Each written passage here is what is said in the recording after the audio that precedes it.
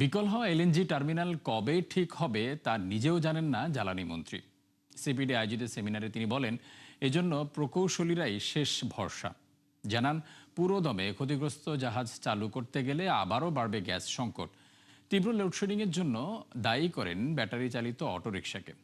সেমিনারে বিসিআই সভাপতি বলেন, জ্বালানি সংকটের কারণে আতঙ্কিত পোশাক ক্রেতারাও। আরও জানাচ্ছেন নাদিয়া ইসলাম তুলি। ৩ সপ্তাহের বেশি সময় ধরে একরকম বিকল যুক্তরাষ্ট্রের এক্সিলারেট এনার্জির এলএনজি টার্মিনাল। ফলে গ্যাস ও বিদ্যুতের সংকটে নাকাল দেশের মানুষ। এর থেকে উত্তরণের কৌশল নিয়ে জানতে চাইলে আরও একবার হতাশ করেন জ্বালানি মন্ত্রী। বলেন, ঠিক কবে নাগাদ পুরোদমে চালু হবে এই ব্যবস্থা জানেন না নিজেই। এপিসোডে যেসব ইঞ্জিনিয়াররা কাজ করছে, একজন এসছে ব্রিটেন থেকে আর একজন এসছে সিঙ্গাপুর থেকে। তারা যেভাবে আমাদেরকে এস্টিমেটেড টাইম দেয় সেইভাবে আপনাদের আশ্বস্ত করি। আপনারা যদি বলেন যে না ওইসব টাইম নিয়ে দিয়ে না, দেবো না, আমরা সারা পরে বলবো সারা হয়েছে।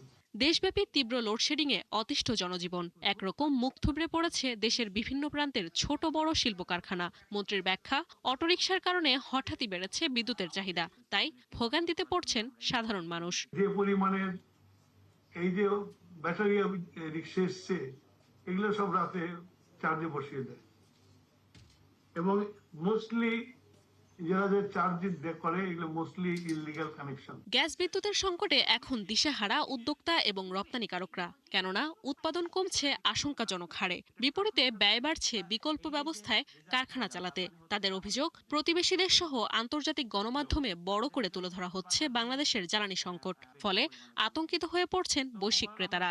গ্যাসের প্রেসার নাই, অথচ আমাকে কিন্তু পেমেন্ট করতে হচ্ছে। বাতাসে আমি পেমেন্ট করছি। এটা কিন্তু অ্যাড্রেস করা উচিত। আমি যদি আবার বিল না দিতে পারি তাহলে আমার লাইন কেটে দেওয়া হচ্ছে। আবার আমি যদি প্রোডাকশন করতে পারি না গ্যাসের জন্য, বেতন না দিতে পারলে ফ্যাক্টরি ওয়ার্কার আমার উপর চড়া হচ্ছে, ব্যাংক আমার উপর চড়া হচ্ছে। এখন যেটা আমরা কোনোদিন দেখিনি, কাস্টমারের কনফিডেন্সটা শেক হয়ে যাচ্ছে।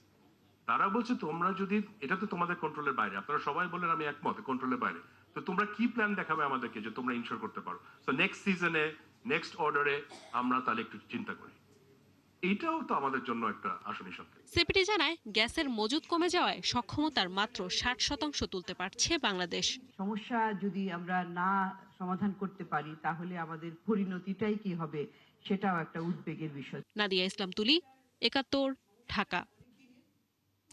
গ্যাস অনুসন্ধানে কূপ খনন, জরিপ এবং নিজস্ব অর্থে বাস্তবায়িত প্রকল্পের ক্ষেত্রে সরকারি সীমার অতিরিক্ত ব্যয়ের ক্ষমতা চান বিদ্যুৎ ও জ্বালানি মন্ত্রী ইকবাল হাসান মাহমুদ টুকু। এজন্য দুটি আলাদা চিঠি দিয়েছেন অর্থমন্ত্রীর কাছে, যাতে বলা হয় সব প্রক্রিয়া অনুসরণ করে প্রকল্প বাস্তবায়ন সময় সাপেক্ষ। তাই বর্তমান সংকট কাটাতে বিদ্যমান 50 কোটি টাকা ব্যয়ের সীমা তুলে নেওয়া জরুরি।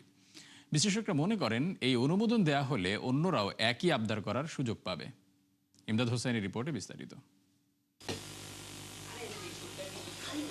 ক্ষমতার 6 মাসে প্রায় পুরোটা সময়ই সরকারের নিত্যসঙ্গী বিদ্যুৎ ও জ্বালানি সংকট, বিশেষ করে গ্যাস সরবরাহ। একদিকে স্থানীয় উৎপাদন কমে যাওয়া, অন্যদিকে আমদানি ব্যয় ও যোগানের অনিশ্চয়তা ভোগাচ্ছে সব শ্রেণীর গ্রাহককে। এমন বাস্তবতায় নির্বাচনী ইশতেহার অনুযায়ী নিজস্ব উৎসে ব্যাপক অনুসন্ধান চালাতে চায় জ্বালানি মন্ত্রণালয়। তবে এক্ষেত্রে বড় বাধা প্রকল্প অনুমোদন ও বাস্তবায়নের দীর্ঘসূত্রতা, যা থেকে রেহাই পেতে অনুমোদিত সীমার অতিরিক্ত ব্যয়ের ক্ষমতা চেয়ে অর্থমন্ত্রীকে চিঠি দিয়েছেন জ্বালানি মন্ত্রী ইকবাল হাসান মাহমুদ টুকু। বর্তমান নিয়ম অনুযায়ী সর্বোচ্চ 50 কোটি টাকা ব্যয়ের প্রকল্প অনুমোদনের ক্ষমতা রয়েছে মন্ত্রীদের হাতে। এর বেশি হলে তা পাশ করাতে হয় একনেক থেকে। কিন্তু গ্যাস অনুসন্ধান ও উত্তোলনের ক্ষেত্রে সেই সীমা শিথিলের অনুরোধ করা হয় ওই চিঠিতে, যা নিয়ে আপত্তি রয়েছে বিশ্লেষকদের।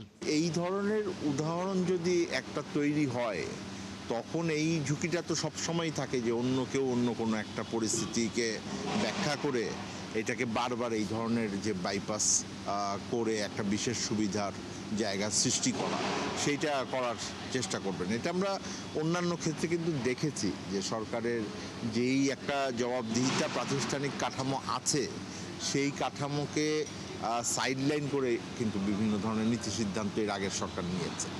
বাড়তি ব্যয়ের ক্ষমতা চেয়ে পাঠানো দুটি চিঠিতে বলা হয় আগামী 5 বছরে 117টি কূপ খননের পরিকল্পনা রয়েছে সরকারের, যার মাধ্যমে বাড়তি গ্যাস যুক্ত হবে 153 কোটি ঘনফুট। এজন্য অনুসন্ধান, খনন, সাইসমিক সার্ভে, ওয়ার্কওভার এবং মূল্যায়নের জন্য 50 কোটি টাকার বেশি প্রকল্প অনুমোদন ও বাস্তবায়নের ক্ষমতা দেওয়ার অনুরোধ করেন তিনি। অবশ্য তা ঠিক কত হবে সেটি নির্দিষ্ট করা হয়নি। আমরা দেখেছি এর আগে যে একনেকে অনেক ধরনের প্রকল্প আসলেই তারপরে কিন্তু এটা আবার পুনর্বিবেচনার ভিতরে যায়, কারণ মন্ত্রণালয় থেকে এটা নিজেদের যেহেতু এটা তারা করবেন, তাদের একক সিদ্ধান্তের ভেতরে এটা না আসাটাই ভালো। তাহলে আমাদের যেই কাঠামোটা আছে জবাবদিহিতার, সেইটা যুক্তিযুক্তভাবে থাকে। বর্তমানে স্থানীয় উৎস থেকে গ্যাস পাওয়া যাচ্ছে দৈনিক 160 কোটি ঘনফুটের আশেপাশে। ইমদাদ হোসাইন, 71, ঢাকা। একই পণ্য একই দাম, কিন্তু প্যাকেটে কমেছে পরিমাণ। দীর্ঘদিন ধরে এমন কারসাজিতে নীরবে বাড়ছে প্যাকেটজাত পণ্যের দাম। যে তালিকা রয়েছে সাবান, ডিটারজেন্ট, শ্যাম্পু, নারকেল তেল সহ নানা জিনিসপত্র। ফলে আগের দামে কেনাকাটা করলেও মাসের শেষে মিলছে না খরচের হিসাব। এদিকে কাগজে কলমে মূল্যস্ফীতি নিম্নমুখী হলেও কমেনি বাজারের উত্তাপ। এতে উচ্চ মূল্যে চাপে পিষ্ট সাধারণ মানুষ। মিসবাহ হাসানের রিপোর্ট।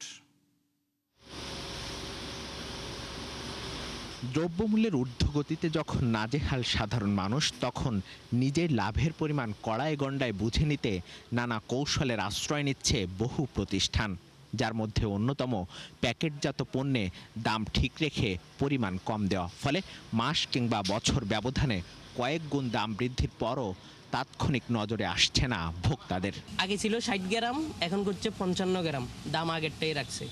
এরকমও কিছু পণ্য আছে। এ যেমন 2024 সালে 200 গ্রামের বোতলজাত নারকেল তেল বিক্রি হতো 150 টাকায়। বর্তমান তা 200 টাকা ছাড়ালেও বোতলে কমেছে তেলের পরিমাণ।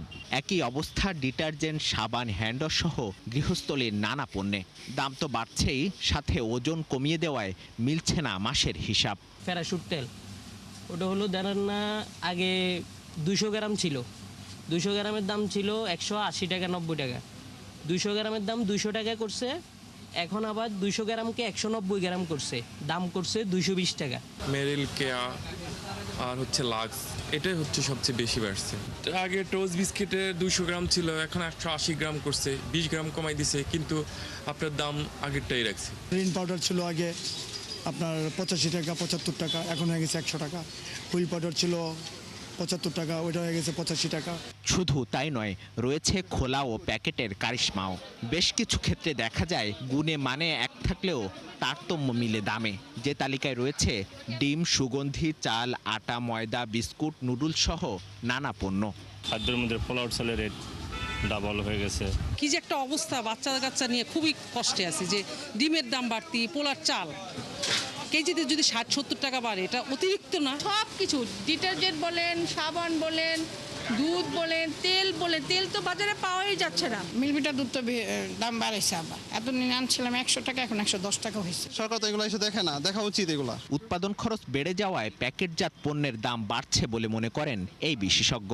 পরামর্শ দেন দাম বৃদ্ধি ঠেকাতে আমদানি ও উৎপাদন পর্যায়ে নজরদারি বাড়ানোর। আমরা যদি আমদানিকারক পাইকারকে ভালো করে মনিটরিং করতে পারি, কার রেন্টে কত প্রফিট থাকছে, কে কত করে কিনছে, ওই জায়গাগুলোর একটা যদি স্বচ্ছতা এনশিওর করতে পারি, যেহেতু তথ্য অলরেডি আমাদের হাতে আছে। এদিকে আরও ভয়াবহ অবস্থা কাঁচা বাজারে। কাগজে কলমে মূল্যস্ফীতি কমলেও মাস জুড়ে লাগামহীন ছিল দামের ঊর্ধ্বগতি। 50 থেকে 60 টাকার সবজি ছাড়াই 100 টাকার ঘর। বাজার সদাই বাড়ছে, কিন্তু আমাদের বেতন তো বাড়ছে না। আমরা আমাদের বাচ্চাদের ছোটখাটো চাহিদাগুলো পূরণ করতে পারতেছি না বাজারের প্রভাবের কারণে। এমন দাম বৃদ্ধিকে অস্বাভাবিক বলছেন ক্যাবের সভাপতি। প্রশ্ন তোলেন মূল্যস্ফীতির পরিসংখ্যান নিয়েও। পরিসংখ্যান নিয়ে তো ব্যাপক বক্তব্য আছে। এই পরিসংখ্যান অনেক সময় আসলে প্রকৃত পরিসংখ্যান আর ইয়াটা আপনার মিল থাকে না। তারপরে যেটা বলবো যে 0.2% বা 3% কমা বাড়া আসলে খুব ইম্প্যাক্টটা ওখানে যে পড়ছে তা কিন্তু না। এই কারণে আমি মনে করি যে এই প্রতিটা জায়গায় স্বচ্ছতা দরকার। বাজার স্থিতিশীল রাখতে মধ্যস্বত্বভোগীদের লাগাম টানার পাশাপাশি নিয়মিত তদারকির দাবি ভোক্তা সাধারণের। মিসবাহ হাসান, 71, ঢাকা। দেশের বাজারে সুগন্ধি চালের চাহিদা ও দাম অস্বাভাবিকভাবে বেড়ে যাওয়ায় রপ্তানিতে কঠোর হয়েছে সরকার। কি পরিমাণ সুগন্ধি চাল দেশ থেকে রপ্তানি হচ্ছে তা আগামী 3 কর্মদিবসের মধ্যে জানাতে নির্দেশ দিয়েছে বাণিজ্য মন্ত্রণালয়। নতুন আদেশে বলা হয়, বর্তমান বাজার পরিস্থিতি, অভ্যন্তরীণ চাহিদা বৃদ্ধির বিষয় বিবেচনায় নিয়ে আগে দেয়া রপ্তানি অনুমোদনের পরিমাণ কমানো বা সমন্বয় করা প্রয়োজন। এজন্য অনুমতিপ্রাপ্ত প্রতিষ্ঠানগুলোকে আগামী 3 কর্মদিবসের মধ্যে তাদের প্রকৃত রপ্তানির পরিমাণের বিস্তারিত তথ্য বাণিজ্য মন্ত্রণালয়ের রপ্তানি 2 শাখায় জমা দিতে হবে। এর আগে গেল 2 আগস্ট বাণিজ্য মন্ত্রণালয়ে সুগন্ধি চালের বাজার পরিস্থিতি নিয়ে উচ্চ পর্যায়ের বৈঠক অনুষ্ঠিত হয়, যেখানে চালের উৎপাদন, অভ্যন্তরীণ চাহিদা, বাজার পরিস্থিতি ও রপ্তানির প্রকৃত চিত্র পর্যালোচনা করা হয়। সূচকের পতনের মধ্য দিয়ে সপ্তাহের শেষ কার্যদিবস পার করল দেশের পুঁজিবাজার। একই সঙ্গে কমেছে বেশিরভাগ প্রতিষ্ঠানের শেয়ার দরও। বাজার বিশ্লেষণে দেখা যায়, বৃহস্পতিবার ঢাকা স্টক এক্সচেঞ্জের প্রধান সূচক ডিএসসিএক্স 13 পয়েন্ট কমে দাঁড়িয়েছে 5883 পয়েন্টে। লেনদেন হয়েছে 925 কোটি টাকা, যা আগের কার্যদিবসের তুলনায় 148 কোটি টাকা কম। লেনদেন হওয়া শেয়ার ও মিউচুয়াল ফান্ডের মধ্যে 135টির দাম বাড়ার বিপরীতে কমেছে 182টির দাম, অপরিবর্তিত ছিল 70টির দর। একই প্রবণতা চট্টগ্রাম স্টক এক্সচেঞ্জেরও। প্রধান সূচক সিএএসপিআই 24 পয়েন্ট কমে দিন শেষে অবস্থান করেছে 15,803-এ। চলতি মাসের 12 দিনেই দেশে প্রায় $1.5 বিলিয়ন পাঠিয়েছেন প্রবাসীরা, যা গেল বছরের একই সময়ের তুলনায় 42% বেশি। সবশেষ প্রতিবেদনে এই তথ্য জানিয়েছে বাংলাদেশ ব্যাংক, যেখানে দেখা যায় 2025-26 অর্থ বছরে আগস্টে 12 দিনে প্রবাসী আয় এসেছিল $105 কোটি। চলতি অর্থ বছরে এখন পর্যন্ত দেশে রেমিটেন্স এসেছে $435 কোটি, যা আগের বছরের একই সময়ের তুলনায় 23.5% বেশি। এর আগের মাস জুলাইয়ে দেশে মোট প্রবাসী আয় আসে $258 কোটি 86 লাখ। দেশের বাজারে আবারও বাড়ল স্বর্ণের দাম। ভরিতে 1633 টাকা বেড়ে 22 ক্যারেটের প্রতি ভরি স্বর্ণ কিনতে গুনতে হচ্ছে 2,36,779 টাকা। বাংলাদেশ জুয়েলার্স সমিতি বাজুস এক বিজ্ঞপ্তিতে তথ্য জানিয়েছে। বলা হয় যে আন্তর্জাতিক বাজারে তেজাবি স্বর্ণের দাম বাড়ায় সমন্বয় করা হয়েছে। নতুন মূল্য অনুযায়ী 21 ক্যারেটের স্বর্ণের দাম 2,26,165 টাকা। এছাড়া সনাতন পদ্ধতির 1 ভরি রূপার দাম 3,150 টাকা নির্ধারণ করে দেয় বাজুস। দেশজুড়ে চলমান তীব্র লোডশেডিংয়ে উৎপাদন অর্ধেকে নেমেছে রাজশাহী বিসিক শিল্পনগরীতে। এতে বিপুল পরিমাণ আর্থিক ক্ষতির মুখে পড়েছেন উদ্যোক্তারা। এছাড়া দিনের বেশিরভাগ সময় বিদ্যুৎ না থাকায় নষ্ট হচ্ছে শ্রম ঘণ্টাও। এমন অবস্থায় নিরবচ্ছিন্ন বিদ্যুৎ সরবরাহের দাবি জানান শিল্প মালিকরা।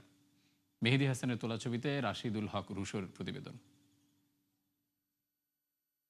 তীব্র লোডশেডিংয়ে বিপর্যস্ত জনজীবন, যার সবচেয়ে বেশি প্রভাব পড়েছে শিল্প উৎপাদনে। কোথাও কোথাও উৎপাদন নেমেছে অর্ধেকে।